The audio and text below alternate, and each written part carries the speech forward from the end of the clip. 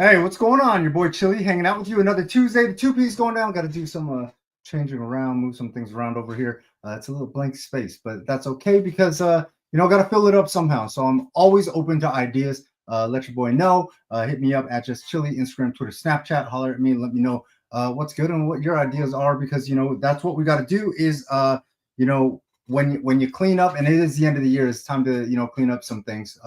Then you kind of got to figure out a way to brighten it all up. So I can't wait. Gonna talk some high school football stuff. I got a super special interview. We're gonna talk about some of the things that contribute to all the high school football stuff that's going on this weekend. I do got a special interview for that I have been waiting so long for. This is one of the interviews that I've been waiting so long for, and I can't wait to share that with you guys. Some things I want to get out of the way, some of the stuff local to the city, things like that. Phoenix Suns, got to catch them last week before Thanksgiving on Wednesday. Watch them play Brooklyn. Very, very underwhelming. I was a little disappointed. I thought that they were going to battle back and survive that game, and it really didn't work out like that. They're 11-8 right now, and they're hanging. Look, it's a long season, so they might still compete and win this championship. And I really hope that for all my Suns fans in the Valley that tune in and hang out with me. And they are in the knockout rounds for the Emiratis. I think that thing is so cool. The midseason tournament that is going on. I think that for sports, it doesn't matter what level you're at. You always have to find a way to keep things fresh.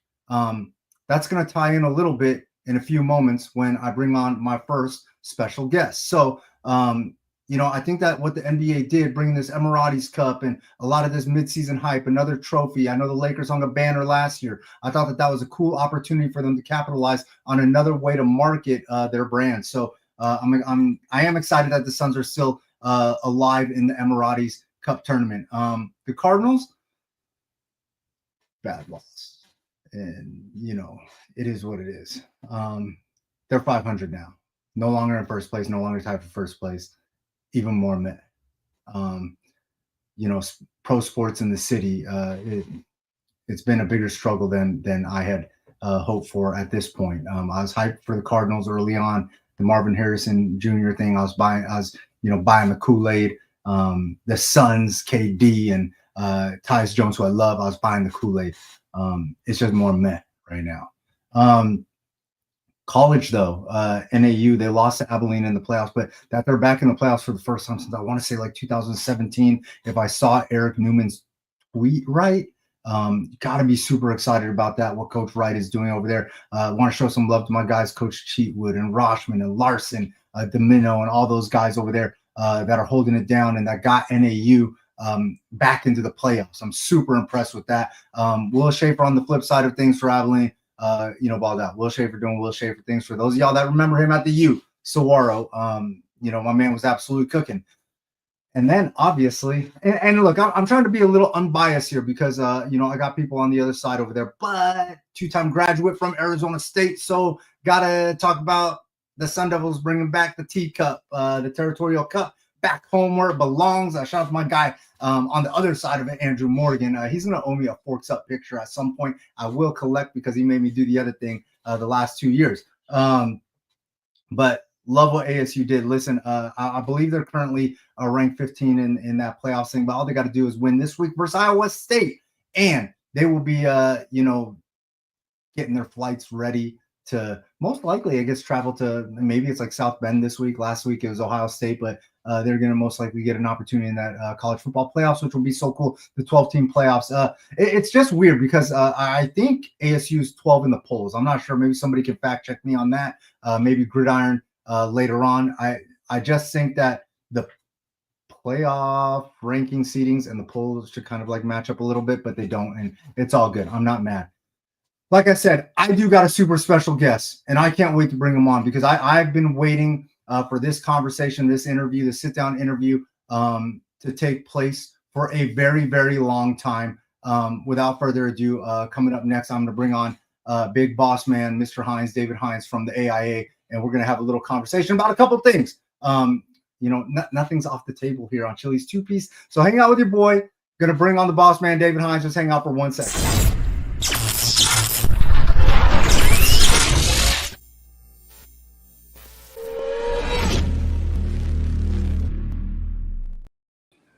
Big boss, David Hines, what's going on, man? You look so comfortable. I'm trying to rest up before the weekend, Chili. Yeah, hey, it's gonna be a good one too. Super excited for it. You know, I think over the time that I've known you and have been covering high school football, which I'm gonna say is roughly like almost like 10 years now, under a variety of brands. Because when in 2009, 2010, I was doing it with the radio station, the FM radio stations and stuff, just kind of covering the surface level of it. For the past 10 years, I've kind of had a chance to go in a little deeper, talking to the coaches, the players a little bit more, and I've seen so many things take place and transform. But I'd like to start at the beginning with you. I think a lot of people overlook the fact that you started out in these trenches. You were once an AD. You were once an athletic director over there, I believe, at Mountain View. What were those times like for you as an AD and dealing with governing bodies and all that stuff? Well, it was a learning experience, Chili, because as a former coach, you're really focused in on your kids and your program, but you really don't see the world at the 30,000-foot level. So when you become an AD, you're responsible for all the sports, all the coaches, and as you are working with them, you're trying to work with all of them, not just one particular sport. So that was a little different. But I had 12 years at Mountain View during a really great period of time. We had some terrific coaches. We had great kids, a great community. So for me, yeah, there's always challenges that you deal with, but the kids, I think, were great educational kids. School was a big deal. They were very, very intelligent kids. You only had to tell them one time, and they really picked it up. We weren't really big. We were a smaller team, but they played as a team. And every one of our sports seemed to be pretty successful during that time. Obviously, we had some great kids also, but it was a good learning experience for me to prepare for later in life. Yeah, so you're the face and the voice kind of the AIA, if you will. What are some of the things as an AD that you took with you into that role that you realized like, hey, look, when I was an AD, I wish that it would have been like this, so that you took with you to kind of be overseeing the AIA. Well, I think it has to be a team effort. Everybody's involved. We got to include coaches. We got to include athletic directors, superintendents. Our executive board. It isn't just one person. It isn't just one group. It takes everybody. We are an association, so the rules that we develop come from the schools. The AIA as a staff, myself, anybody at the AI office, we don't get a vote. We're there to help maintain the rules and regulations that the membership sets forth. So regardless of whether we like the rule or not, we're going to help abide by it until the rule gets changed. So I think that was one of the first things that has helped. It is a team effort. I believe in the team. I believe that everybody contributes. I happen to have a position where I sometimes have to make final decisions, but I don't make them lightly. I really do my homework and converse with a lot of people if I have to make a decision. But usually we do this as a group. Doing your homework and stuff like that, how much of that comes from seeing what other states are doing? Like, I don't know, like California, like for instance, Arizona, we have the big transfer situation that's been a hot topic for the past few years. Kids missing games and being forced to sit, being quote unquote punished. But like in California, it's a wild, wild west. And I'll tell you right now, dealing with parents out there, they hate that situation also. They hate that kids are just moving nonstop. When you did your research, when you did your homework, like you said, did you take into consideration what some other states around the country were doing? Oh, absolutely. Chile was kind of interesting. I'm only one of 51 executive directors in the country. So there's, the 50 states and the District of Columbia. We meet a lot of times, 3 or 4 times a year as directors. I am in constant contact with the other states because we want to know what everybody's doing. We all have the same issues. We still have the same problems. They may be a little different from one state to another state, but transfers always is a big deal all the way across the country. Eligibility, always the same thing across the country. So when we get together, or if I call some of my fellow directors, I go, hey, I know what you're doing, but what led you to this decision? What roadblocks have you run into at times?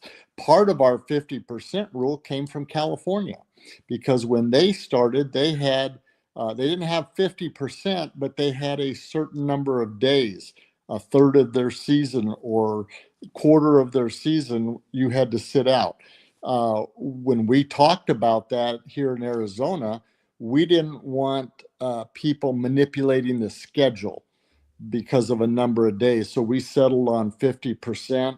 We did talk, like Ohio, they have transfers that are eligible in the first 50%, and then they're ineligible for the rest of the year.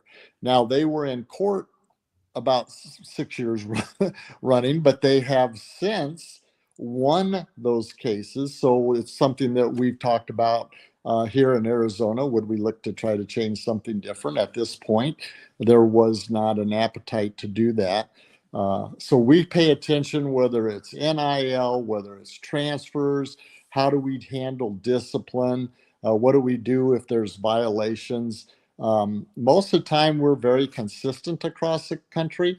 It's just some states do them different ways. Some do it with fines, where they fine schools. Sometimes they, some states are run by the Department of Ed, and they have authority over coaches.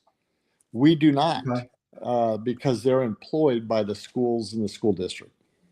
Okay. Hey, one of the things that took place during your time, obviously, that I think for the most part you're going to be remembered for big time, is the development of the open division, the formula, the problems with it, and also the publicity that it gained for Arizona high school football around the country, being ranked so highly, top 10, top 15, top 5, tournaments, playoff tournaments across the country. When coming up with the concept of it, how long was that in development? How long were you guys thinking about that? What year were you like, hey, we got to do something a little bit different. Let's maybe look to try this. Well, it was actually brought up by an athletic director about 9 years ago. And so I said, why don't you bring that up through your conference and bring it to the legislative council? And that went on for about 1.5 years, and no one really ever brought it forward. So I said, well, you know what, if we're going to really change, then I'm going to have to take it upon myself to at least bring it to the table, let the membership kind of mull it over, and then we can make a decision. But we spent 2 years going over, okay, how are we going to do this? If we really go down this road, what kind of a formula do we need to do? How can we move the teams that need to move without moving everybody?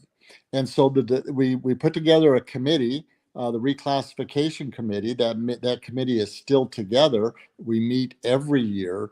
This year is a reclassification year, so we are reclassifying now every 2 years. So that group gets together. That will take place on Tuesday after Saturday's games are complete. We'll run all the totals and then look and see where we're at. We have tweaked that formula multiple times. We're still trying to get, the closest formula that we can. But Arizona is unique. And so we do have some schools that are destination schools. We are an open enrollment state, so kids can go wherever they choose to go. We have some things in place for transfers, but as you can see, if they sit out 50%, depending on how many kids are at a new school, that can make a huge difference in the last half of the season, as we've kind of seen with Centennial this year that started out 0-4. Those are some things that we're always looking to make better.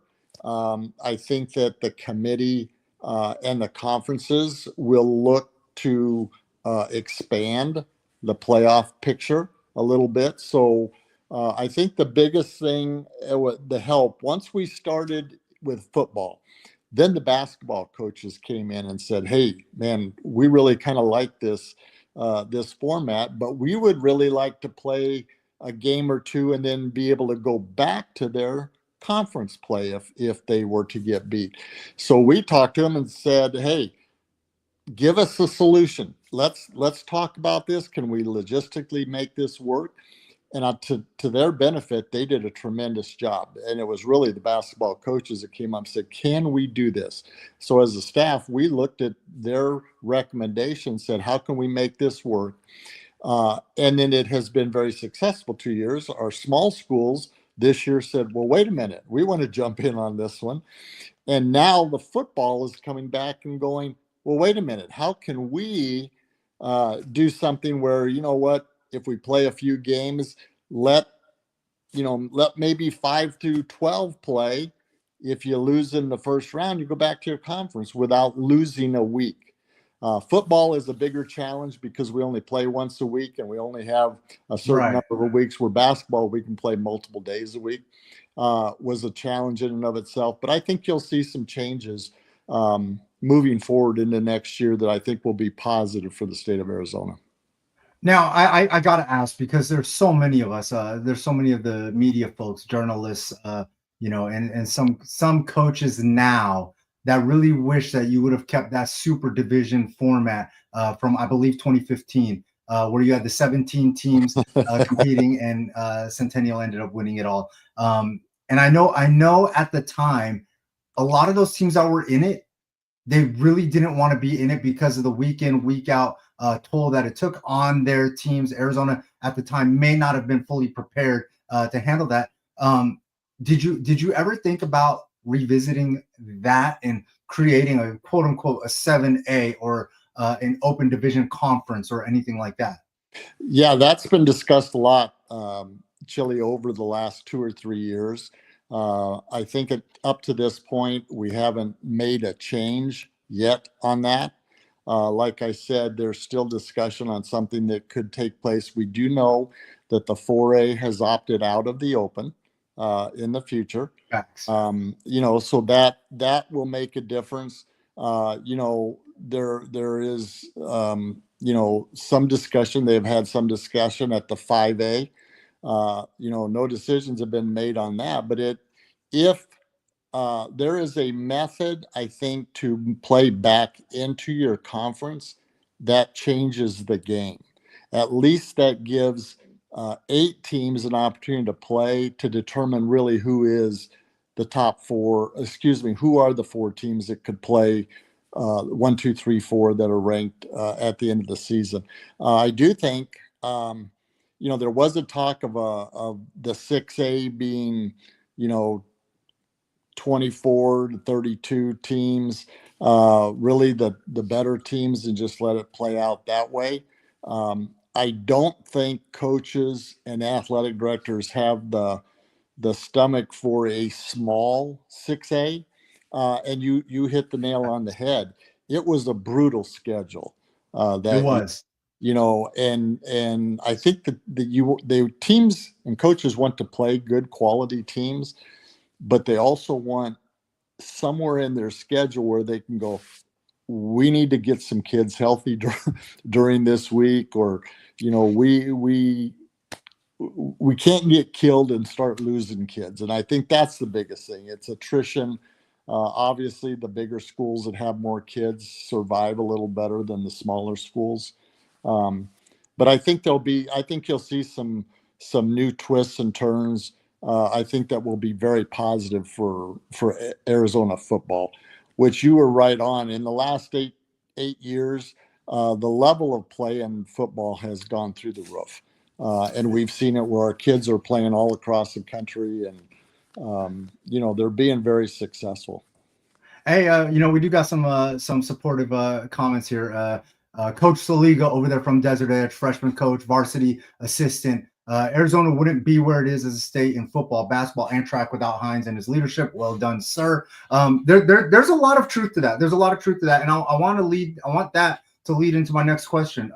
You navigated us through a very, very difficult time, and this is what I really think that you're going to end up being known for, in addition to the whole open division thing. You navigated us through COVID. something that hadn't been seen in 100 years. A lot of people weren't sure if we were ever going to meet the metrics or whatever to play football. And you made sure, and I remember very, very specifically a conversation that me and you had, and you said, Chili, I am going to find a way to get us on the field. So just be patient. And I was nervous. I'm not going to lie. I was nervous. I was seeing all the other states like give up on it and move to the spring and do weird things. And you said, Chili, I'm going to make sure that we get on the field. And you were so confident about it. How difficult was that situation for you? And what was the hardest part for you during that time? Chili, I had no gray hair when I started before COVID. Now I have quite a bit of gray hair. But no, you know what? We had a sports medicine advisory committee made up of about 30 docs and trainers that were very, very helpful with us. We were fortunate here in Arizona that the governor or the health department didn't just take over and say, this is what you have to do. They allowed our sports medicine group to create a set of standards and a set of policies that ultimately that's what they settled on, is what our sports medicine people developed. And I think the big thing is we're not medical experts, but we relied on the medical experts to really help us.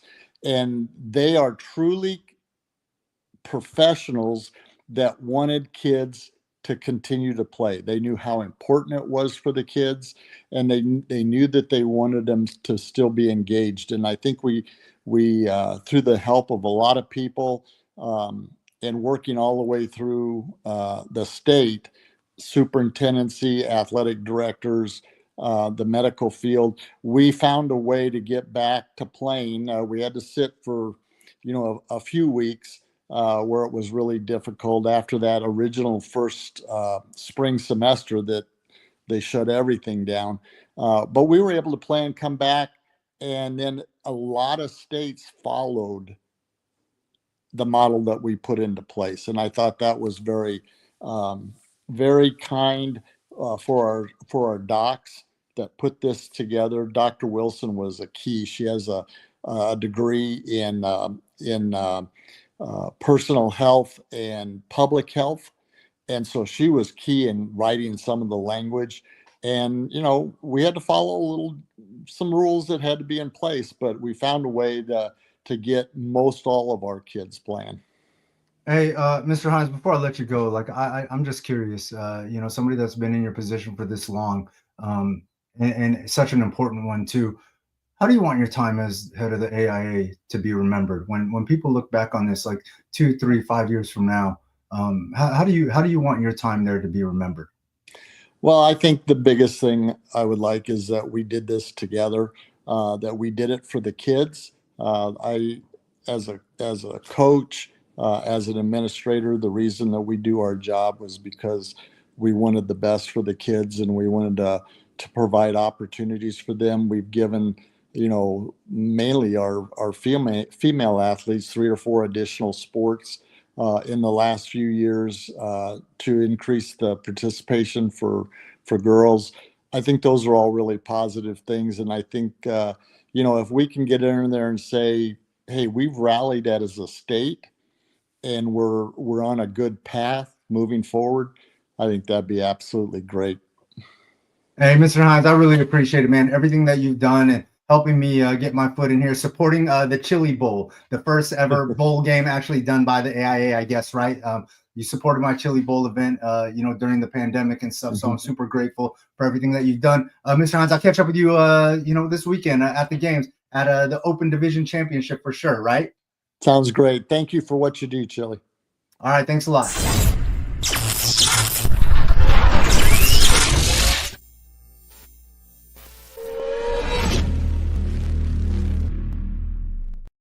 Man, everything that Mr. Hines has done, I genuinely feel like has been absolutely amazing. I do got a super special guest coming up, and I'm going to get a little bit of insight on one of these championship games this weekend from him. Also going to talk about a big day tomorrow that's going to be going down. So just hang out with me for a second, and don't forget, Inside the Numbers segment going to be coming up, and it's going to be fully loaded. So just hang out for 1 second. I do got my special guest the one and only superstar wide receiver, been on friend of the show, been on the show plenty of times. The one and only Cooper Perry, Notre Dame Prep. Y'all know the deal.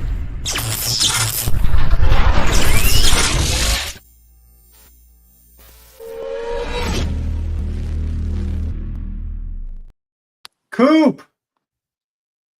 Hey, how's it going? Hey, it's going good, man. You tell me how's it going for you, man? I mean, super big day tomorrow. Yeah. And I know everybody. I know everybody on the outside. They think like, oh, Cooper Perry committed to Oregon already. Like it's easy. Life is not a problem. But is it really like that easy? Because like I feel like your phone blows up even more once you commit. Yeah, no doubt. I mean, it's a blessing and a curse. I say this all the time. You know, it was a really tough process, and that's how it is for almost every recruit. It's not easy at all. But I mean, it's the biggest blessing in the world. It feels like Christmas Eve right now. Honestly, you know, it's kind of like 2 years in the making. And you know, it's coming down tomorrow. Make it official. So you know, I'm super excited and I'm just ready to do it. Hey, look, your high school football career is obviously like over and stuff like that. So you get to look forward to what you're about to do in college. But real quick, aside from the football field stuff, like what are some of the things that like you're super excited about going to Eugene? Is it heading to the Nike store? Is it rooming with Luke Moga, the super talented quarterback from Sunny Slope? Like, what are you looking forward to the most about going to Eugene?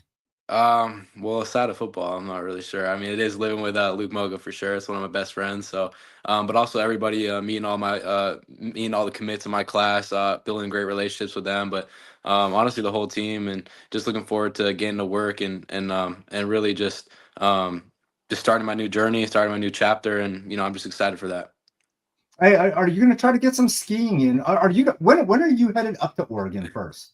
Um, I know I'm moving up in a couple weeks just to move up and Okay. everything, but I'm coming back just get all my stuff up there. I'm coming back for a little bit, but then I'll be up there officially for on the 26th. Start practicing with them for bowl prep. And hopefully if they make it to the national championship, I should be good. So just because I gotta rehab my leg and get back to 100%. So All right. Hey, so the rehab process and stuff like that, like yeah. how has that been going for you? Yeah, I mean it's been tough, but you know it's just making me stronger all the time. You know, everything happens for a reason. I definitely believe that. You know, it's been tough because my whole life I've never really had a crazy injury. You know, I've been hurt, but I've never been injured. So you know, having that happen when it did, and it was kind of a shock at first, but you know, just getting better every single day, and really trying to just get back to 100%. Hey, so I gotta ask you. They'll say that I'm not doing my job if I don't ask you. So you got that MVP belt for that ALA Gilbert North game. I actually heard from some of Yeah, the people over at ALA Gilbert North that in the second half you looked a little bit different, like something was wrong. Um, yeah, it what, happened. Yeah, it happened in that game. Happened in the and third you quarter. kept going.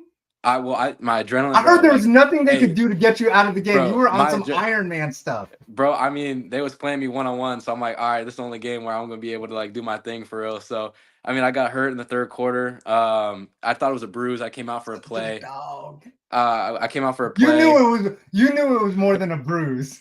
No, I did it though, like, cause I played in the DM game. You know, I played in the DM game. I practiced that whole week thinking it was a bruise. And then I tried to reverse field in the DM game on like a jet sweep, and I got tackled. I got up. I'm like, ooh, like you know, I'm thinking maybe it's a calf strain or something, anything. And then I got an MRI, fortunately, and you know, my mom made me get an MRI, and I'm like, all right, mom, like whatever. And you know, I came back, and they were like, yeah, you fractured your fibula, and I was like, it was kind of a shock, but yeah, it happened in that ALA game in the third quarter. You know, fortunately, I was able to come back in and finish the game and help my team win, and that was a good one. Man, absolutely crazy.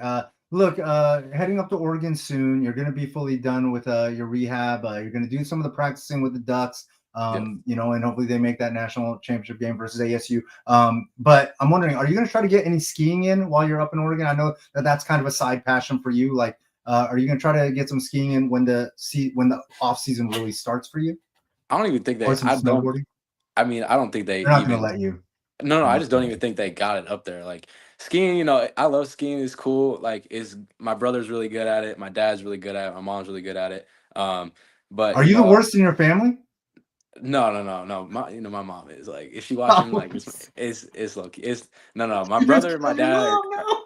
No, no. Hey, she knows. I mean, it's whatever. But no, no. I definitely love to ski whenever. But you Mama know, Carey, he said it. I'm more focused on football. I'm not gonna lie. You know, skiing is fun, but I don't even think they got a place in Oregon for a ski resort. I don't think they got one. They don't have. It gets cold up there. No, I know it Yeah, gets no. Oh yeah, no, it gets cold, but I don't think I don't really think it like snows.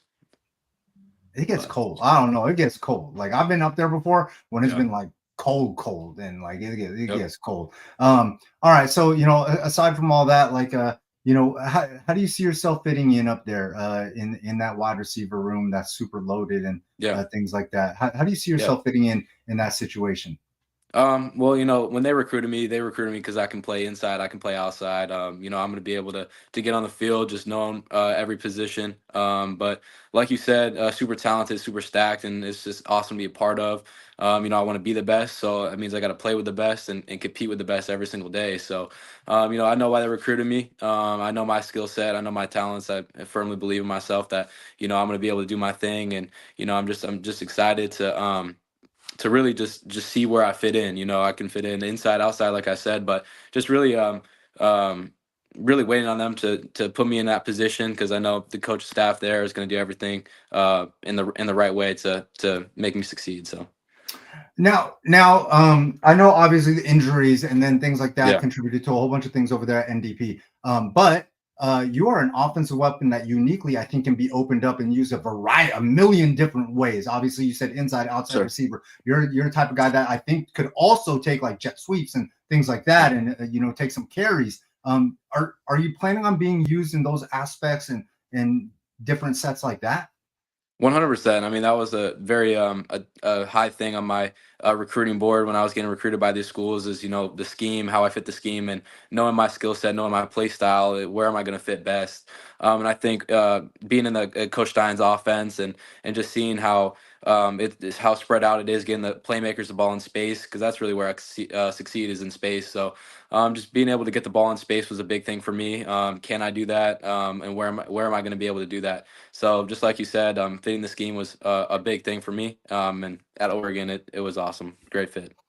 All right, now I'm gonna have to pick your brain and the analyst within Cooper Perry. So you're gonna get to do me and Gridiron's job a little bit over here. I'm hoping that you can help me out with this 5A championship game. We got Desert Edge Cactus. This Bro, was from a couple weeks I'm ago, always but wrong. I'm always wrong, but not we'll too much see. has changed. That's okay. I'm just curious. You played against Desert Edge this year. Yes, sir. Came away with the dub. Came away with Yep. the dub. Big highlights and all that good stuff. And you are familiar with Cactus playing them the past few years. Yep. Obviously, they don't have your buddy Nico Boncourt, but Yeah. they're doing their thing and they're back in the championship, the 5A conference championship. This matchup very very big. What are your Yeah. thoughts over here? Desert Edge looks a little different than when you saw them. How, just kind of doing your Cooper Perry analyst because in the future you're going to be Yeah. on TV and Yeah. doing No your doubt. Tony Romo thing and all that good stuff. What are your thoughts over here? What are some of the strengths from Desert Edge that you saw this year, and what are some of the strengths for Cactus that you remember from past years? Well, I mean, first off about Desert Edge, I mean their coaching staff is always awesome, and they're always stacked every single year. Even, when the Carter brothers were there last year, shout out to them. They were the great people. Great people. They always treated me with so much respect playing them. But you know, seeing a different team this year, you know, obviously with them losing DJ, John, I mean Dre last year, it was crazy. But they really filled in the spots. I mean. Desert Edge was a great team when we played them. Defensively, they got their DBs are really good, really solid. But the receivers too are explosive. Number 10 on Desert Edge, he's super fast. And you know I know they got some playmakers on offense. So I mean Desert Edge is definitely gonna be tough to stop. You know, we played Cactus at the flight at a flight club at Oh, that's right. When you yeah. when you So were we the alpha dog, thanks to yeah. 24/7. Yeah, so we played them. I got to see them a little bit before the season, but yeah, no doubt. That's what I think about Desert Edge. Okay, so who do you got winning? If you got to pick a winner today, who would you pick? I Cactus got super Desert Edge. loaded. I got Oh, Desert okay. Edge. Yeah, for sure. I Okay. got Desert Okay. Edge winning. You know, I think if Desert Sheesh. Edge goes out and does her thing, bro, I think it's not gonna be a. I don't think it'll be that good of a game. Woo! Although you did say that you're always wrong with this stuff, so there's I that. hope not. Like, Um, I really hope not. I mean, I remember we did this sophomore year, and like, I think I picked Liberty to beat like Basher or something, and I'm completely wrong. Completely wrong. So it definitely wasn't Liberty Basher because Liberty has. If you picked Liberty, you definitely won that game because I Liberty think it has was beat Chandler. Basher. No, Chandler. It might have been Chandler Basha because when they had Dylan, it might have been Yeah, Chandler Basha. yeah. Oh, highly likely. I do think Yeah. I do think you picked that game. I'm not sure if you're right or wrong, but No, I was definitely wrong. listen, your NDP. I know that these were your Yeah. dogs. You know, I'm gonna throw a few names out to you. Like, I'm just curious, what's the first thing that comes to your mind? I don't care if you say In and Out because y'all used to grab burgers or whatever. Dylan Lavinia. Oh, really, a really good player. Man coverage, press man coverage. He's a really good player. You know, I think he can succeed at the next level for sure. You know, I really hope he gets his opportunity. 'Cause going against him at practice every single day, just getting better from him, and him getting better off of me. So seeing him this season was really good. I'm not gonna lie, I did see him clamp you out of practice one time, and you did not like it. I saw him. I Uh, saw him beat a ball. would I you? saw him knock a ball down. I think it was Uh, your junior year. I don't know. Me and Coach Savage from Colorado State, I think. no, Were that at was JJ. Yep, that was Oh, JJ. was that JJ? That was I remember that play. That was JJ. Man, you don't want to let Dylan eat. You don't I ever remember the want to route let these too. It was a cornerbacks really corner. eat. No, Dylan got it. He's getting his flowers, man. There's many times at practice where he just straight clamps me. He knows what I'm Maybe doing. it He knows was all my JJ. moves. Maybe it was JJ. I remember the route. I ran a corner and I tried to like do You're something and right. he just clamped it. But Dylan, no, going against Dylan every day at practice, like there's many times where he just knows what I'm doing because he goes against me every single day. So he knows my shiftiness and stuff like that. So he can just really go off of that. But yeah, no, JJ's another one too. All right. Hey, speaking of JJ Francis, talk to me. Yeah. I mean, super athletic since our sophomore year. I remember he had like 3 picks in the first 2 games or some sophomore year. And then, you know, he had to play safety his junior year. So we didn't really get to use him at cornerback, but he got to play cornerback this year. And in the Verado game when we lost, you know, watching from the sideline, he made an incredible pick playing the ball. And it was just super special to see him get that play in his last game because I know how athletic he is and how much hard work he puts into. So to see him do that, make that play was awesome. Hey, what about Cody Wells? Yeah, I mean Cody. I mean, yeah, Cody's just a really good ball player. Like, super hard hitting. You know, him playing with Gunner. He's Gunner's my little brother. He's definitely learned a lot from Cody. So you know, Cody being able to take him under his wing a little bit and teach him and show him varsity football and everything like that was awesome. So yeah, I mean, there's a lot to say about Cody. He's one of my best friends as well. So. Just super hard worker. His work ethic is you know, really second to none. You know, he's just smart too as well. So I mean, he's going to be able to succeed at Nevada in the next level for sure. Yeah, for sure. Another legendary Notre Dame prep linebacker making his Yeah, way to the top. And of course, you know, I got to finish this up with your little brother, man, Gunnar Perry, yeah. who you skipped out on his freshman games, his freshman year. But I knew he was going to go bring it ahead, up. Like I talk knew to he me, was. talk to me. Hey, well, you're big, bro. You're a legend on campus, and I thought I was going to catch you at the freshman game, and I looked around and there was no coop. But I watched Gunnar do his thing. Talk to me about your little brother, man. You leave your guy behind. No choice, but you leave your guy behind, and Gunnar Perry. Yeah, I might be quiet because he might hear me from another room. So, but He's no, screen but recording. You know the deal. something he might be, but no, I mean me getting to play this year with him, and you know there was a lot of ups and downs in the season for sure, you know, a lot of high hopes and expectations, but I mean being able to get this year with Gunner, and him playing at the varsity level, starting or getting both ways, getting reps both ways was super special to see. So you know I'm excited to see how he progresses in his next year because you know that progression from your sophomore to junior year, it's a big jump. I remember my transition from my sophomore junior year, just getting better at everything and trying to hone in on my craft and just really perfect it. So, you know, try to teach him to do the same thing, but I know he's going to be able to do it. Just get back to work and get ready for the season. So, I mean, I'm super excited for Gunner because, you know, he's got 2 more years left, but I mean, he's going to do great. Yeah, he's gonna be a dog. I can't wait. I still get to cover another Perry for another few years. All right, man. Hey, before I let you go, tomorrow's a big day. Yep. Where are you going to be doing your signing thing at? Like, who's going to be around? Like, is it private? Like, are you going to do the Yeah. Spencer Rattler thing where it's just like you, your family, and Yep. your girl, whoever? Like, is it going to be super low key? Yeah. Yeah, I know I gotta wake up really early to do it. So, but yeah, no, like you said, just doing it with my family. But yeah, just doing my family, nothing special. Be around those who's been Nothing with me through the special, whole just going to journey. college. Yeah, exactly. I mean, just making it official. But yeah, I mean, just being with the people who been with me from the start, might being with me from the whole journey. So, yeah, I'm excited to do it with them and just really make it official. Hey, one Arizona player that you're legitimately like looking forward to seeing line up across from you or play against. Is there one? Oh, One oh, I don't know. That's a tough like one. like are you looking forward to getting it in versus like Ryland Dillard Allen or another rematch with like Oh Jamar yeah, Bill Goins? Like who's one guy that like you're hoping that you get to see yeah, not nothing crazy, but just on the field yeah. and compete against him with. Yeah, I mean, Raiden Vinesbright and Ryland for Okay. sure. I mean, they're going to UW, so I'll be playing them probably every single. I'll be playing them every single year, same conference now. I mean, those are both really good players, really special players. So, just to see them, come from Arizona. I know Raiden is at Florida, whatever, but seeing him come from Arizona too, and Ryland as well. I mean, seeing those guys every single year, I'll be able to match up with them and really just play against them every single year. I know this year Luke Moga got to see Adam and Damon play, so. I mean, it'll probably be the same thing. So just seeing them every single year and see how they shine at the next level will be awesome too. Hey, Coop, I appreciate you hanging out, taking some time. Yeah. Congratulations on everything that you accomplished because I know it wasn't everything that you wanted, but trust me, you accomplished a lot and you really built a foundation for a lot of kids that are coming up and just a great kid to follow. So, Coop, I really appreciate everything that you've done. All right. Thank you, Chili. Thank you. All right. Take care.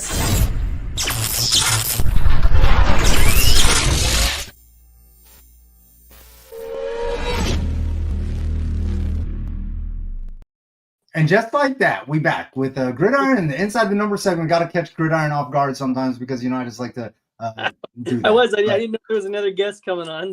You caught me typing an email there.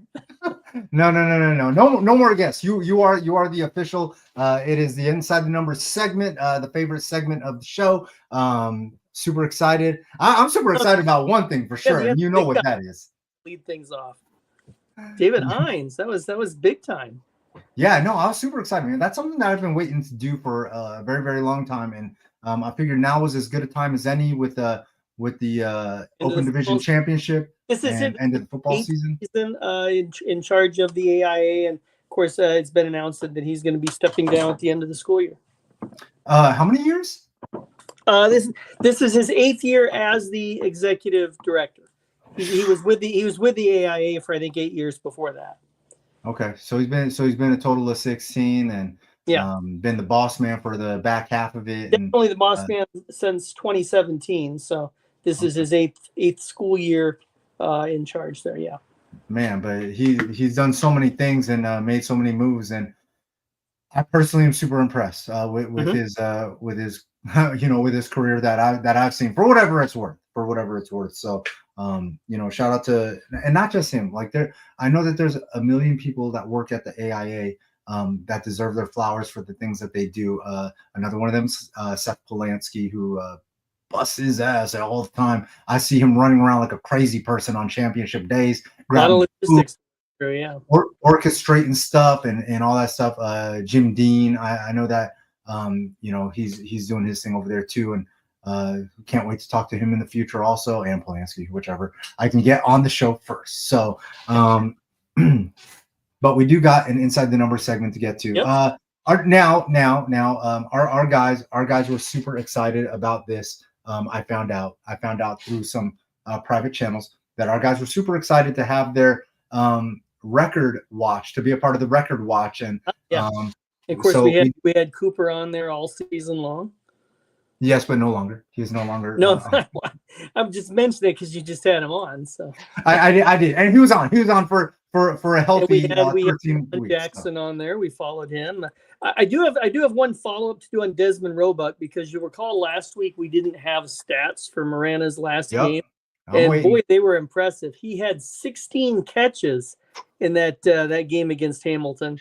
And so that put his final number at 352 for the total receptions, which is of course which is never getting broken. I mean, the all-time leader. So we'll see how long it stands now. If you're a young receiver, that's the number to go chase there. 350. That's never getting broken. Well, last year in his junior year, he had 121 catches in 11 games to set the single season record, and that's exactly 11 catches per game. And you think about it, you look at a few high school box scores. There's a lot of games that the quarterbacks don't complete 11 passes in a game, let alone have one receiver catch 11 balls. I will say that this record is never going to get broken, because that means that you have to come in as a freshman and catch almost 90 balls. Right, and he certainly played his freshman year as well. He did. I don't think he caught 90 balls his freshman year, but he definitely made an impact from early on in his freshman year. We do still have one on the record watch to keep track of, who's still going. Set a conference record last week. That would be Talon Arnett.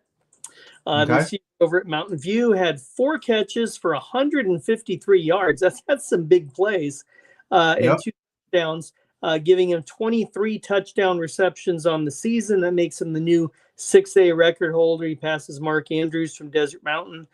State record still 29, so it's pretty unlikely he's going to get 7 this week, obviously in the state championship. But congratulations to him on being the 6A record holder. Of course, the Toros 12-1 will play Centennial 6-7 in the afternoon game Saturday out at ASU.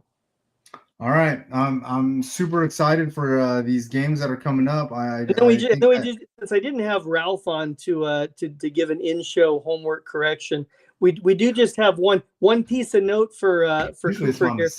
Mount Bachelor Ski Resort is 2.5 hours east of Eugene. So I'm trying to tell him. I know that they're skiing in Oregon. Like, that's absolutely crazy. That place gets way too cold for there to not be any sort of skiing. But he's a recreational skier. I don't even know if Oregon let him ski based on like the way that all that. I don't know. Probably, but I don't know. All right. We do got a show to get to, and we're going to get to it, and we're going to start this thing off. We're going to start this thing off. Man, I can't wait. Championship. 4A championship, right? We have an error. We already have an error on our thing. Jeez, our guy put the wrong team in there. No, he put the wrong championship in there. It says 5A at the top. Oh, okay. But, maybe in the future these teams will meet in the 5A championship sometime. But for today, they're still in 4A. Hey, both of these schools might be 5A next year. So I expect ACP to be 5A. They already are 5A in their other sports. Sheesh. Okay. Well, hey, this is a huge matchup. Absolutely huge matchup. ACP quarterback Evan Heinrich has been on absolute fire. Jaden Thorson doing a great job over there for Micah Mountain. Offensively, tons of weapons over there at ACP for Heinrich to work with. Sanchez and Lambert are doing everything they can to make plays, catch touchdowns, things like that. This combo backfield, Sasso, Louder, running hard and doing their job for Coach Ortiz and Coach Vaught.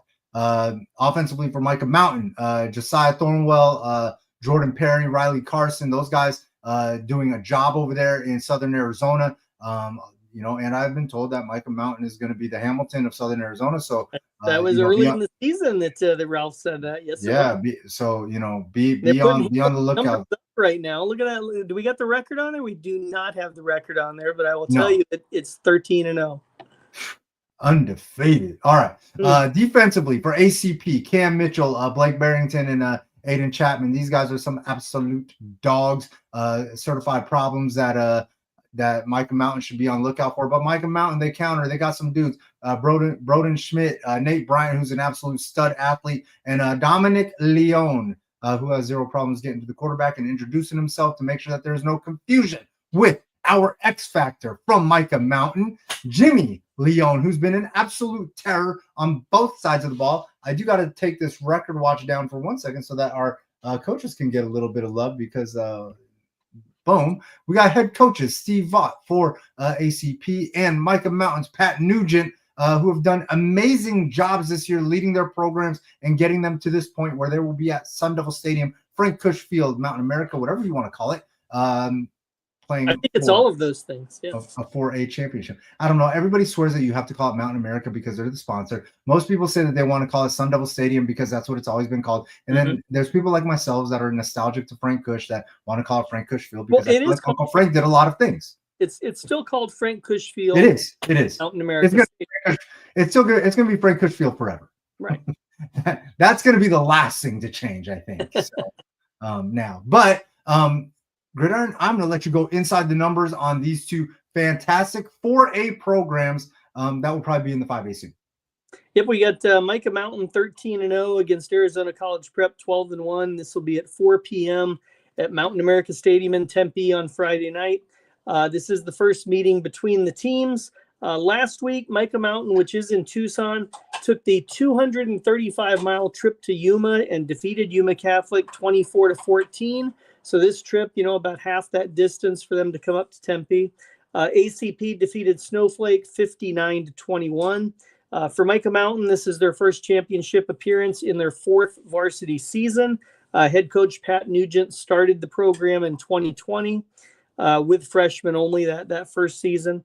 Quarterback Jaden Thorson, he's a senior, 1,558 yards, 26 touchdowns, just 2 interceptions. You got running back Josiah Thornwell, a senior, 881 rush yards, 13 touchdowns. Two-way player Jimmy Leon, tight end, defensive end, 399 yards receiving, 14 touchdowns. So that kind of tells you he's probably one of those guys in the red zone, that they're really looking for with the low yardage total, but a lot of touchdowns. And then he wrecks most of his havoc on the defense, 62 tackles, 16 sacks, 2 interceptions, 3 forced fumbles. You got linebacker Broden Schmidt, a junior, 83 tackles. Safety Riley Carson's a junior, has 6 interceptions and 2 fumble recoveries.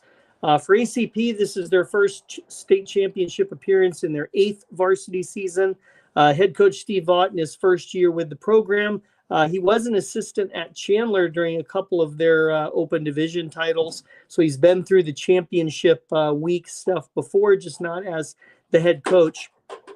Quarterback Evan Heinrich as a junior had 2,318 yards, 30 touchdowns, just 1 interception. Running back Max Sasso as a junior, 773 yards, 12 touchdowns, 2 of those on kickoff returns. Wide receiver Ashton Sanchez, a junior, 776 yards, 11 TDs. So look out 5A if they're there next year because you return Heinrich, Sasso, and Sanchez all coming back next year. Your quarterback, running back, and wide receiver. Linebacker Cam Mitchell's a junior, 100 tackles, 2 interceptions, and 3 forced fumbles. And then defensive end Blake Barrington is a senior, 48 tackles and 4.5 sacks. Man, this is a hell of a matchup. I don't think that you could have gotten better in the 4A, to be honest with you. I really don't. And I genuinely believe that these two teams could have competed a level higher too. They could. I'm not going to say 5A championship. Well, it's year 2 of the 2-year block, and so no teams moved last year.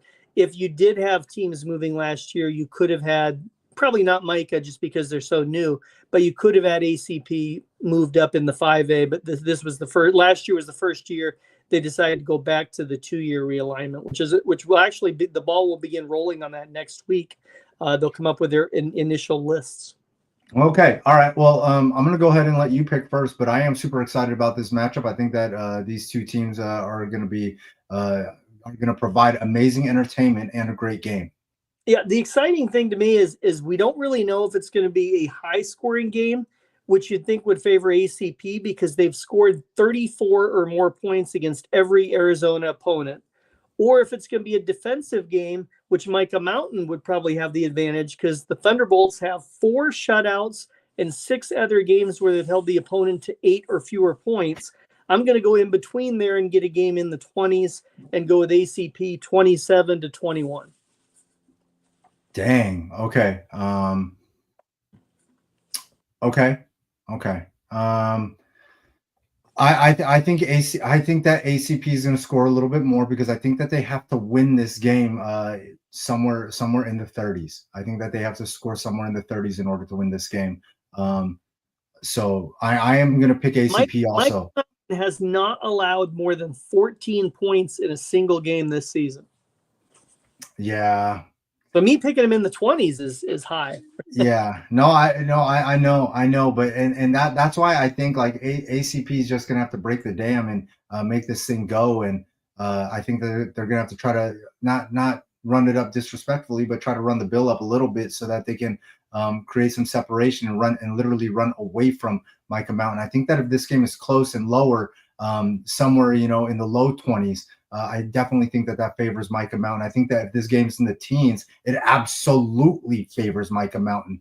I don't know if ACP can win a game in the teens, and I'm questionable on if they can win a game in the low 20s. So I'm going to take ACP though, because I think that they're going to open this thing up and get into the 30s. I think they're going to breathe on 35 points at some point.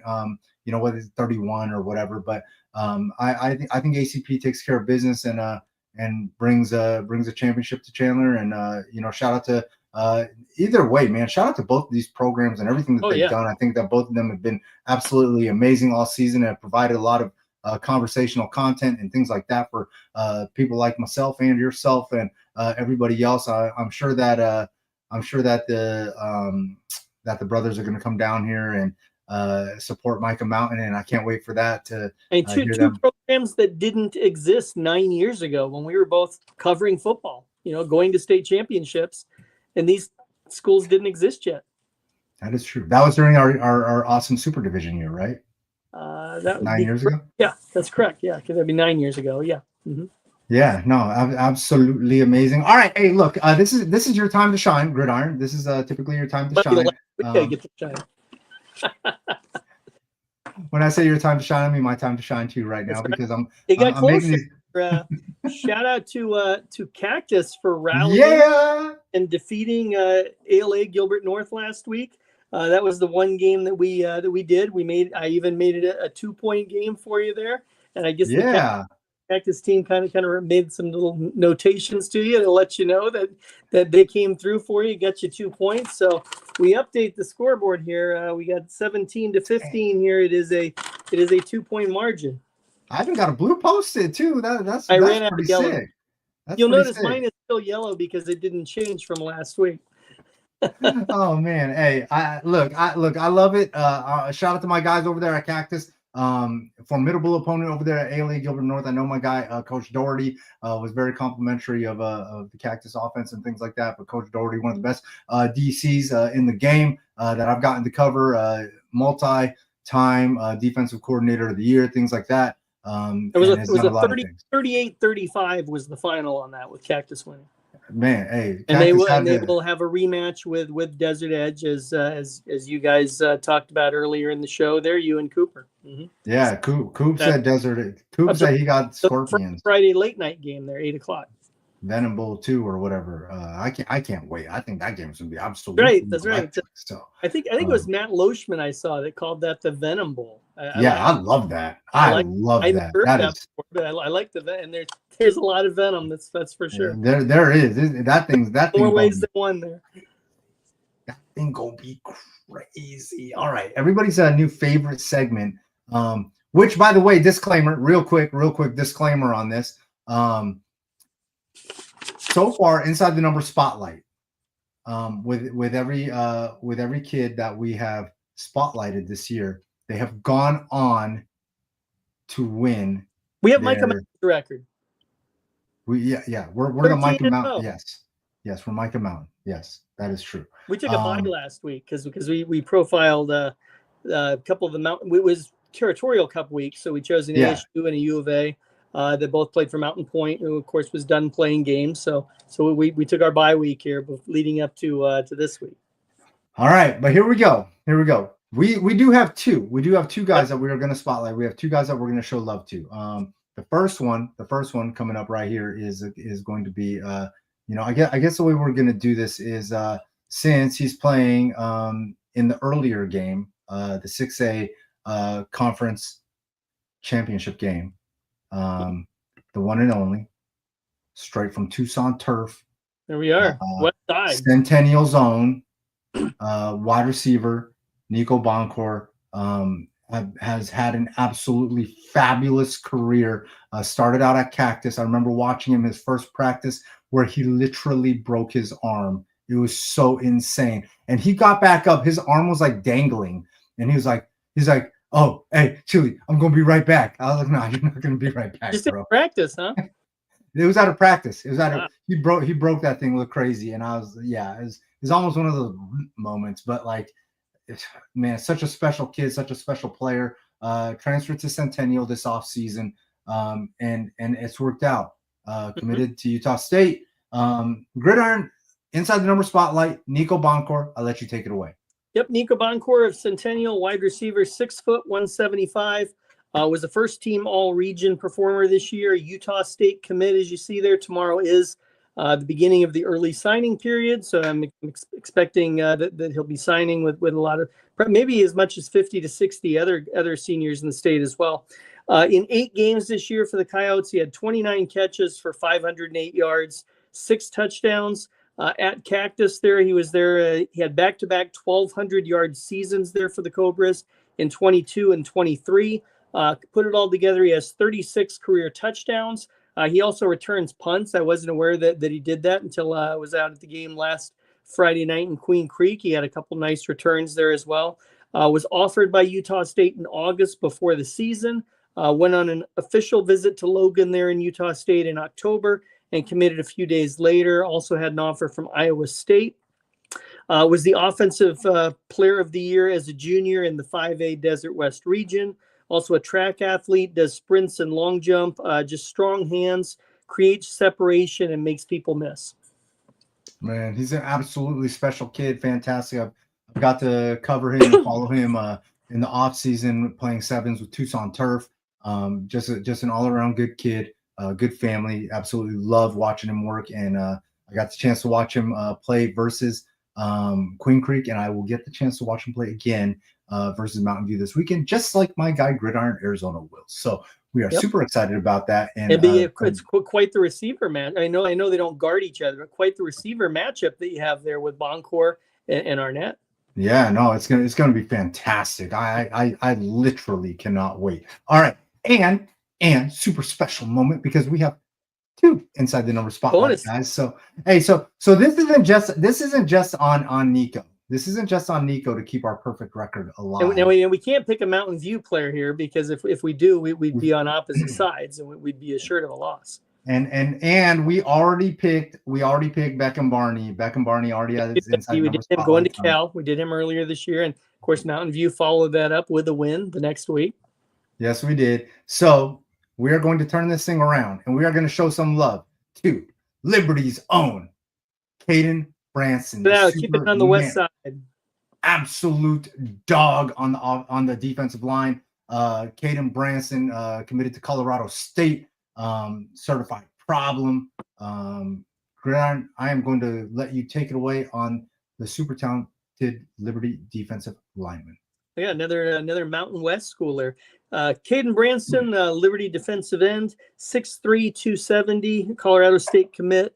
Has 35 tackles, 1.5 sacks. He's a 2.5-year starter. He's a 2-year starter for the Lions. Has 7 career sacks. Second team all-region this year, a team captain there at Liberty. Was offered by Colorado State back in May during spring ball. Went on an official visit there to Colorado State in June. Committed a few days later. Also offered by Iowa State, ASU, Boston College, and Washington State. He was the first commit to Colorado State's 25 recruiting class. He can play outside as a true defensive end. He sometimes moves inside. Just a relentless rusher, a high motor, and a stout run stopper. Yeah, he's gonna love it. He's gonna love it. I'm so excited. And also that's where Colorado State is. The FOCO, come to the FOCO. Shout out to my guy Coach Savage, who's done an amazing job recruiting here in the state of Arizona. Also want to show some love to my guy Coach Ortiz, Jalen Ortiz from Utah State. also done an amazing job. Him and Coach Beal up there, Utah State, holding it down, doing their thing, recruiting in the area. And Jalen Ortiz is also a Centennial product, a local grown guy. So one full ball with the Coyotes out here. Yeah. At least one, maybe a couple. If I remember correctly, he's never lost. He lost like 4 games as a Coyote. As a Coyote. Whatever, I do not take Coyote either. Oh man! All right. They will. Anyways. Hey, well, I think that is true. I think I've actually heard that. So, real quick, I want to show some love to Coach Saliga, who's over here chiming in. Proud of Nico. He's one of the best players that he got to cover. Nobody covers Nico, just so you know. Aiden the man, great kid and a great family. Give me Liberty with the W this Saturday. Oh, look at there! Of course. Dang! Already? He's gonna stick to the West. Already? Well, yeah. Look, I talked about it on my drive home. On my drive home, I do a little spaces on the drive home from games because Coach Litton hit me up and was like, after the game that I saw him at versus Red Mountain, he's like, hey, Chili, he's like, we need to bring back the post game spaces and blah blah blah blah blah. And I was like, yeah, I don't know what happened to those. I was like, next week I'll do it. And so the following week, like I proceeded to just do a drive home spaces and show some love. So. So there's that. We do got, I mean, this is like I don't know that I have to really do much of an introduction on this because I think everybody knows what's coming next. Me and Gridiron are going to break down the one and only Open Division Championship. This year, this is what we've all been waiting for, I guess. Basha As the versus team, Liberty. It's not necessarily the same personnel that we were waiting for the last 2 years. But, no, true. But I think that this is what we all want. Like we wanted to see Basha versus Liberty. We wanted to see a true what most people felt like was the 1 versus 2 most of the season. Marquee matchup. In the human polls, they were. Hey. Marquee matchup over here. Liberty's D line versus Basha's O line. I think that Liberty's D line with my guy Bernstein and Branston and Pat St. John. I think that this D line is absolutely problematic for every offense that lines up across from them. However, Basha has one of the top offensive lines in the state, led by Hildebrand and Garcia and guys like that. I think that Coach Kelly does a great job coaching those guys up and making sure that they're up to the task, versus whoever. Quarterback matchup over here, Brody Veers versus Hayden Fletcher. Absolutely love what Hayden Fletcher from Liberty has done this year in orchestrating that offense. And you cannot be disappointed with Brody and the job that he's done over there at Basha. And both these quarterbacks following, big time legends, so to say, within the schools. And they've come through with great years. Yes, Hayden Fletcher following up 2-time Gatorade Player of the Year, Navi Bruzan, and Brody Veers following up Demond Williams, Mr. All Everything at Basha, who started for 4 years and went on to Washington. And listen, both of these guys did it being themselves. Brody didn't try to be Demond, a dual threat kid, and Hayden did not try to be Navi. They've done an absolute great job taking over their teams, being themselves. Offensively, some weapons over here. For Brody Veers, he's got some dogs in that backfield with him. Noah Roberts and Joshua Gaines. I think they call him the Train. This is their Thunder and Lightning backfield. Some absolute studs. And then there is the all-everything Arizona commit, Gio Richardson, who's been an absolute stud all season long. Offensively for Liberty, my guy Dom Lombardo. I've been watching him for 4 years. My guy is a stud. I cannot wait to watch him go in this championship game. Braxton Wynn, who I talked about a lot last year during the freshman 15 segments. He made a huge impact as a sophomore. Man, he's the guy. He is the guy over there. I think he was their player of the game when I saw them earlier this year against Pinnacle. Man, he might. If Basha doesn't fix some things in that secondary, Braxton might be giving them fits. And then Camden Siegel, who does a great job as a tight end, choice routes, things like that. He's a stud, transferred over from Saguaro, doing his thing. Defensively, Basha got them dudes over there. Blue Dantzler up front. He's going to have to do his part to, make sure that he puts his hands all over Hayden Fletcher and gets some sacks. Caleb Garcia, the super talented defensive back over there, and Eli Cronin, the linebacker from Basha. That game-saving sack. An absolute problem. And look, he could be an absolute problem for Liberty if Liberty's offensive line doesn't come to play. Defensively, though, Liberty, they got their guys too. One of them being one of the best linebackers in the 26th class that I have seen in the country, Hudson Dunn, Mr. Sack Your Favorite Quarterback, whenever, do your thing, I get it. Zeth Thews, the 2026 safety ASU commit, great leader on the field, great general out there, and Brody Johnson, an absolute dog for Liberty. Man, these guys are going to be fun to watch. X factors. My one X factor in this game is for Liberty and their defense, and Coach Guinea, the defensive coordinator over there at Liberty, has done a masterful job in making sure that his guys do all the things that they need to do. Liberty's Tyrell Callaway, I think that he's a super savvy defensive back that is always finding himself in the right places at the right times to make the tackles and things like that. I cannot wait. This game is going to be absolutely amazing to be at. Great theater. I cannot stress this enough. Make sure you get there early, grab the popcorn, grab your soda, and enjoy the game. Head coaches, Coach McDonald, Chris McDonald for Basha. It's a big stadium.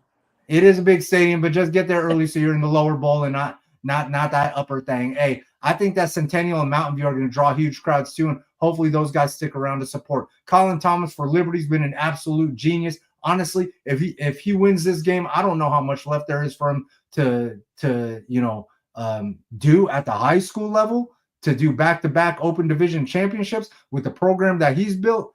I could see this guy heading to college sometime sooner or later. I'm not gonna make that prediction, but we got the Open State Championship. Liberty 11-1 against Basha 11-1. 6 p.m. at Mountain America Stadium in Tempe on Saturday. The last meeting between these teams was in 2022. It was a regular season game. Liberty won 35-7 at Basha. Last week, Liberty defeated Hamilton 56-24. Basha defeated ALA Queen Creek 40-35. Looking at Liberty, they've had 11 straight games that they've scored 30 or more points in. Head coach Colin Thomas in his 5th year. Hard to believe that all the stuff that he's done. He's just in his 5th year. Quarterback Hayden Fletcher, a senior, 3,013 yards, 32 touchdowns. A couple running backs, Esteban Demby Lamas, junior, 644 yards, 8 touchdowns. And then Dominic Lombardo is a senior, had 580 yards and 20 touchdowns. Wide receiver Braxton Wynn, we talked about him, the sophomore, 1,032 yards, 11 TDs. And then a couple guys on defense. You got Brody Johnson, the senior linebacker, 100 tackles, 6 sacks, 2 fumble recoveries. And then edge rusher Hudson Dunn, the junior, 52 tackles and 13.5 sacks. Liberty as a team has 48.5 sacks. Basha this season has scored 8 straight games where they've had 30 or more points. Head coach Chris McDonald in his 7th year with the Bears. Brody Veers, the quarterback junior, 2,762 yards, 25 touchdowns, just 1 interception. They shared the time at running back last week with both Noah Roberts and Joshua Gaines, pretty much having the same type of night. They were both right around 90 yards, I think, had the same number of carries. Roberts for the season, sophomore, 1,042 yards, 23 touchdowns. Gaines, 537 yards, 7 TDs. Wide receiver Gio Richardson, the Arizona commit, senior, 929 yards, 9 touchdowns, one of those coming on a kickoff return. Then on defense, linebacker Eli Cronin is a junior, 159 tackles, and 6.5 sacks. Defensive end Blue Dantzler, a senior, 42, 10 sacks and 3 forced fumbles. So that is your matchup there. These, of course, are the last 2 winners of the Open Division, Liberty last year and Basha 2 years ago. Man, if Braxton Wynn goes crazy like Bo Sparks, it's going to be a long night for Basha. So Basha's defensive secondary better come to play, better take it seriously. And Kingston McCabe went off for ALA Queen Creek last week as well. They both had over 100 yards receiving in that game. I feel like every time I looked up at the score and the highlights and stuff, Bo Sparks, every time like I saw Zach Alvara's tweets, like Bo Sparks was walking in the end zone. Like, yeah, but Bo had 2 first half touchdowns and Kingston had 3 second half touchdowns. I think Bo ended up with 160 receiving yards in that game. Man, that's crazy. Okay.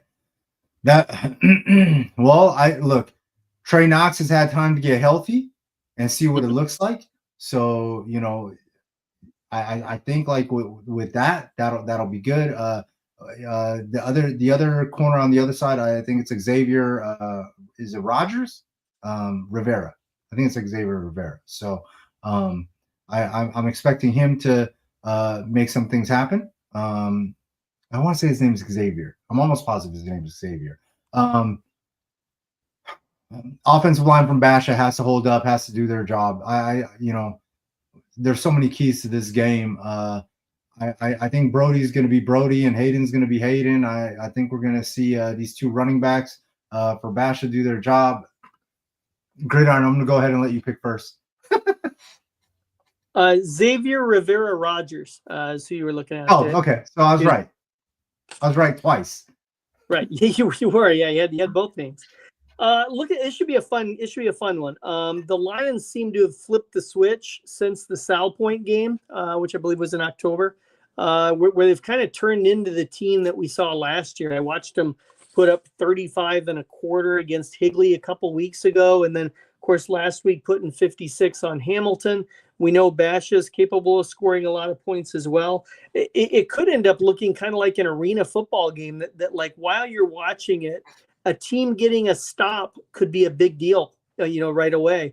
Where it's like once your team makes a stop, you get the opportunity now, to either get up, by an extra score or something like that. So that'll be something to watch. I'm going to go with the Lions here to defend the title. I'm going to take Liberty in a high-scoring one, 42-37. Whoa. Okay.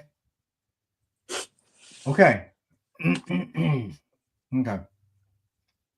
Part of that is watching what Britt DeWitt did last week for ALA Queen Creek. The junior had 393 passing yards in that game. He was 31 of 39. He's a stud. Okay. In his 4th start. That was his 4th start for the Patriots. All right. Okay. Now listen, I talked about this all season long when I was 4 points behind you, when I was almost we didn't have to if I was going to be five points behind you. And since we chose the same team for the 4A championship, this has to be a 3-pointer for me. I have to hit this buzzer beating 3-pointer. We'll definitely make it a 3-pointer.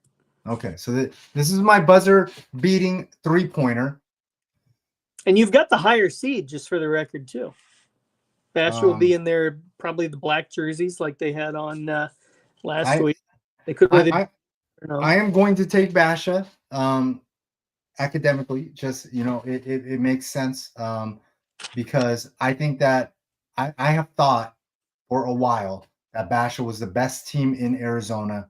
After I saw those California games fully unfold. Where that one loss was a 3-point loss to Mission Viejo. Where I really thought that Basha was literally robbed, and I wasn't alone in that on a handful of calls. One of them I posted on Twitter or X or whatever. And Viejo was nationally ranked at the time, if I recall, right? Viejo was nationally ranked. And listen, how high Basha would be ranked right now. And Corona Centennial was also nationally ranked, played Liberty, but there was nothing that I saw that Liberty could have done at the time to close that gap or make that game closer. That game was what that game was. I was only there for 2 quarters though. So there's that. But from what I saw, I I think Basha's going to win, and I think it's going to be closer, and I do think it's going to be lower scoring. Really? Yeah, I think it's So going to be a little lower. We got two teams that have scored at least 30 points in every game for the last 2 months. Do you think either team gets under 30, or one team gets under 30, or both teams get under 30? I think both teams are going to be under 30. Okay. I like this. I like this to be. Okay, wait. What's the averages for both teams? I might give you 1 point if it's 7-7 at halftime. I will take that. I'm going to take that point. Now that you offered it, you can't take it back. Now that you've offered it, you can't take it back. So if it's 7-7 at halftime, I get a point. All right. So there's that. So I might win this thing by 2. Okay. I'm going to take Basha. What did you say the averages were for these two teams? I didn't have the scoring average. I had the streaks that they had. Okay. Yeah. I'm gonna take Basha, and I will take them 27-24. Okay, that'd be a great game. I'm gonna take them 27-24. I think this is gonna be a little bit lower scoring than we think. I almost wanted to take them 31-27, but I don't for the life of me see Liberty giving up 31 points to Basha. I just don't. Liberty, Coach Guiney's one of the best on defensive coordinators, at one of the best defensive minds. Like I hope it's 7-7 at halftime because I hope it's 7-7 so I get the point. If it is, we're not getting 42-37. I can say that. But if it's 7-7 at halftime, that means that Guiney's not going to really make a ton of adjustments because whatever's working is kind of working. So the offensive coach will be busy during halftime. Yeah, for sure. Which I believe is I just look at Liberty's point totals here. The last 5 games: 43, 63, 45, 64, 56. I mean, that's they're turning into the scoring machine once again. Okay, hold on. Let me ask you something though. Would you argue that Basha was better than all those teams? Well, Basha was certainly better than all those teams because we've established that these were the top 2 teams that we saw all season. So. No, I was just throwing that out. Basha, so yeah. I was just throwing that out there. Right. Would you also argue that ALA Queen Creek was the 3rd best team in the open division? I would say that, yes. Okay. All right. I just want to make sure. That we're arguing some of the same things, and we're seeing things very, very similar. And I noticed that Ralph in the AALL.net rankings, the top 25, regardless of class, did have ALA in that number 3 position this week. It's a good spot to have them. That is definitely a good spot to have them. Gridiron. Look, it's been a long football season that's finally coming to an end. Yep. 7th season is on the horizon. I know you don't get out to many. I've already seen some tweets of some schools that are getting ready to fire those up. Yeah. Absolutely crazy. Yeah. Shout out to Coach Sarmiento and the Higley Knights. I saw them tweet out that they're about to get that thing going. So I'm super excited. What's the craziest thing this weekend that you just didn't expect to see when the season started? No, this weekend in the championship games. Oh, the teams that are playing? Yeah. Like, what's the storyline or whatever that, like, at the beginning of the season you did not think was going to be here? I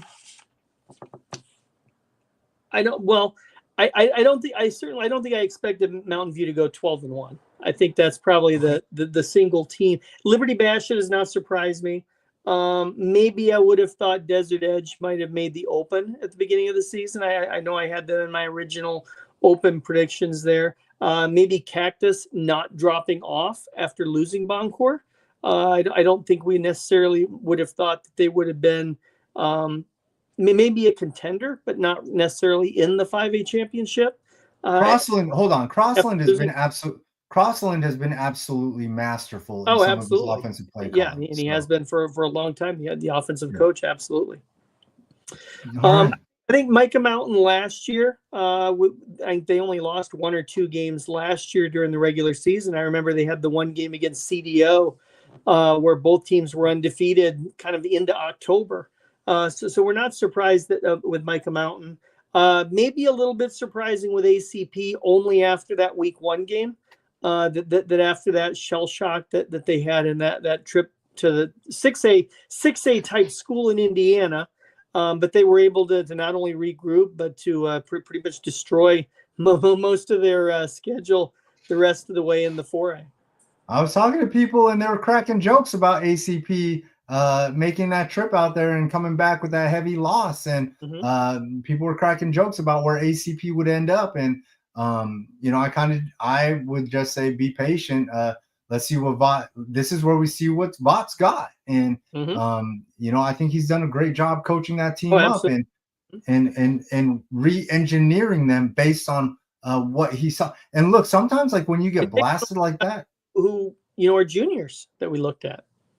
Look, sometimes when you get blasted like that, it's easy to find a lot of your weaknesses and things that you have to make better. So, look, shout out to Ortiz and Barks. That's what Coach Richard Taylor said at the media event yesterday, where he was talking about how when you can learn from a loss, and these guys learned more than they would have if they'd run the table and gone 10-0. And he's had Centennial teams that have run the table and gone 10-0. But these guys, they had 3. They started out 0-4. Everybody remembers that. But 3 of those losses were by 1 score, and they were against open caliber teams in all those cases. And then they've granted they didn't have all their pieces in those games, and they've got more pieces back as the season went on. No, for sure. Hey, Gridiron, I really appreciate it. Was a big deal for Centennial to win by a close game last week against Queen Creek, because they were 0-4 in close games. And now they have the experience of winning a close game. This game's going to be crazy. That said, we didn't pick that game, but I like Mountain View there. So. Oh, dang! You just gonna let everybody know everything, huh? So who do you like in that 5A matchup? I like Desert Edge. I look at that. I look at that first meeting, and Cactus had 42 yards of total offense in that game, and so they need to figure out a way to penetrate that Desert Edge defense, because they weren't able to figure it out either passing or running. They were 4 of 16 passing in that game, and now this is a team that's gotten going with Desert Edge in their passing game. That was one of the earlier games for Blake Roscoff at quarterback. And now he's really gotten something going with Zarek Sidney. Sidney's having a huge postseason so far. I want to say he's got like 7 touchdowns in these 3 playoffs. He's on a tear. Also, shout out to Lonnie George. Just picked up that Georgia offer, so I just want to show him some love out there. West Side really cooking. Hey, West Side really cooking, man. Again, hey, Gridiron, before I forget. Guys can play in the Arizona guys can play in the SEC there, right? Yeah. Who said they could? Did somebody say they couldn't? Oh, no, nobody said that. No, I don't think anybody. Well, Jamar Beal Goins is going to the SEC. He's going to the SEC, absolutely. Who's all in the SEC since there's all been the realignment? Texas is there now. Texas is there, so you got JJ Newcomb's now. Because he's JJ Newcomb's in the SEC, and Texas is there. So our guy Clark is in the SEC. Like, yeah, we got guys. We got dudes in the SEC. Yeah, we got dudes in the SEC. Arizona kids play anywhere. Anywhere, absolutely. And we're going to have a whole new crop entering that college realm tomorrow. That was a good. I think you're hiding something, but it's all good. Anyways, men lie, women lie. Numbers don't. Gridiron always been a big part of this community for the almost 15 years, right? This is year 16 of covering championships. Yeah. Holy smokes. My man Gridiron been doing this like for all of Mr. Hines' career. That's correct. I remember when he replaced Harold Slemmer as the director there. But yeah, man, absolutely amazing stuff. Men lie, women lie. Numbers don't. Gridiron, you've been the guy, the numbers guy, official numbers guy of Flight Club, official numbers guy of the 2-piece, the co-host / producer. I appreciate you, and I will see you. I'll see you this Friday. Yep. Cool. Are you gonna be at the 4A game? Because you don't really do 4A. I will. No, I'm probably gonna get there as it's ending. Okay. All right. Then I'll catch you later. Yep. You take care. All right. Sun Devil Stadium. You know the deal.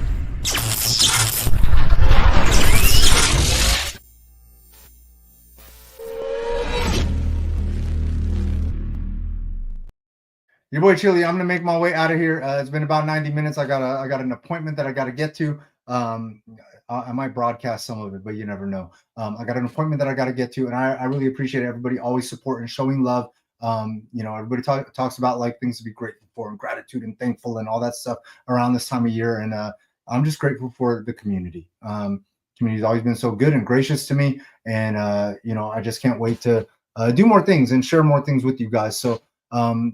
Other than that, championship weekend, I hope I see a lot of you guys out there, the family, the players, stuff like that, and some coaches. I know some college coaches will be out there, so I'm excited for that. Your boy Chili, I'm going to make my way out of here. Don't forget, Big 12 championship also going down on Saturday while we hang out at Coach Dillingham's house. Make sure that you guys, keep your eye on that Big 12 championship as Arizona State, tries to make their way into that college football playoffs. I can't wait. Forks Up forever. Y'all know these.